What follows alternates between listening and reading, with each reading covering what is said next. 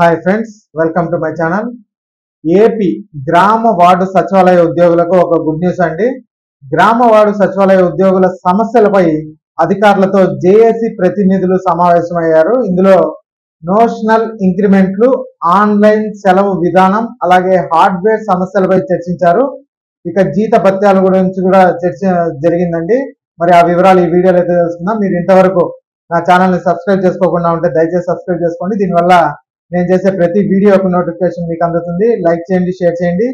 మీరు ఇచ్చే ఒక లైక్, మీరు చేసే సబ్స్క్రిప్షన్ మాకు ఎంతో ఎంకరేజింగ్ గా ఉంటుంది. వీడియోని ఎక్కడా స్కిప్ చేయకుండా చివరి వరకు చూడండి. ఆలస్యం చేయకుండా వీడియోలోకి వెళ్ళిపోదాం. ఆంధ్రప్రదేశ్ గ్రామ వార్డు సచివాలయ ఉద్యోగుల సమస్యలపై ఆ శాఖ కార్యదర్శి కాటమనేని భాస్కర్, సంచాలకులు శివప్రసాద్, ఉద్యోగుల జేఏసీ ప్రతినిధులతో సచివాలయంలో సమావేశమయ్యారు. నోషనల్ ఇంక్రిమెంట్ల అంశం ఆర్థిక శాఖ పరిశీలనలో ఉందని కార్యదర్శి అయితే తెలిపారండి. ఉద్యోగులకు సెలవులు మంజూరులో ఇబ్బందులు లేకుండా ఆన్లైన్ విధానం తెస్తామని హామీ కూడా ఇచ్చారు. ఇక ఈ ఆన్లైన్ విధానం ఉద్యోగులకు మరింత సౌకర్యవంతంగా అయితే ఉంటుందన్నారు. ఇక గ్రామ వార్డు సచివాలయ ఉద్యోగులు సెలవుల కోసం ఆన్లైన్ లో దరఖాస్తు చేసుకుంటే అధికారులు గడువులోగా నిర్ణయం తీసుకోవాలి, లేదంటే సెలవు మంజూరైనట్లే పరిగణిస్తారు. ఇక హార్డ్వేర్ సమస్యలను పరిష్కరించడానికి కొత్త పరికరాలు కొనుగోలు చేయడానికి రాష్ట్ర టెక్నికల్ సర్వీస్ ని కోరారు. దీనికి అవసరమైన బడ్జెట్ ను ప్రభుత్వం కేటాయించిందని జేఏసీ నేతలకు తెలిపారండి.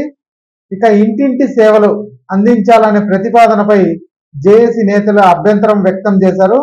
తమను వాలంటీర్ లాగా చూస్తున్నారని, ఈ బాధ్యతల నుంచి తమను తప్పించాలని వారైతే కోరారు. అయితే ప్రజల ఇంటి వద్దకే సేవలు అందించడమే సచివాలయ ఏర్పాటు ముఖ్య ఉద్దేశమని అధికారులు అయితే స్పష్టం చేశారని. ఇక ఉద్యోగుల ప్రమోషన్లు, జీతాలపై కమిటీ ఏం చెప్పిందో ఒకసారి చూసినట్టయితే, గ్రామ వార్డు సచివాలయ ఉద్యోగులకు పదోన్నతులు కల్పించే దిశగా ఆంధ్రప్రదేశ్ ప్రభుత్వం అడుగులు అయితే వేస్తోంది. ఈ పదోన్నతుల ప్రక్రియపై సమగ్రంగా అధ్యయనం చేయడానికి ఒక మంత్రివర్గ ఉపసంఘాన్ని ఏర్పాటు చేసింది. ఈ కమిటీలో డిప్యూటీ సీఎం పవన్ కళ్యాణ్ గారితో పాటు 10 మంది మంత్రులు సభ్యులుగా అయితే ఉన్నారు.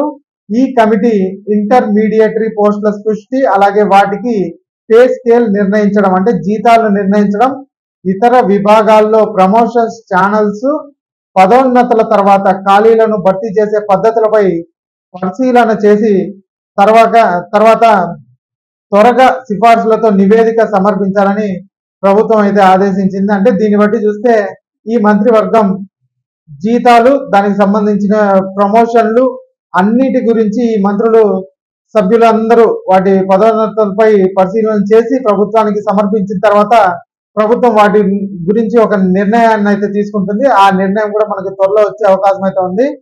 కాబట్టి ఈ వీడియో నచ్చినట్లయితే ఒక లైక్ చేయండి, అలాగే మా ఛానల్ సబ్స్క్రైబ్ చేసుకోండి. Thanks for watching.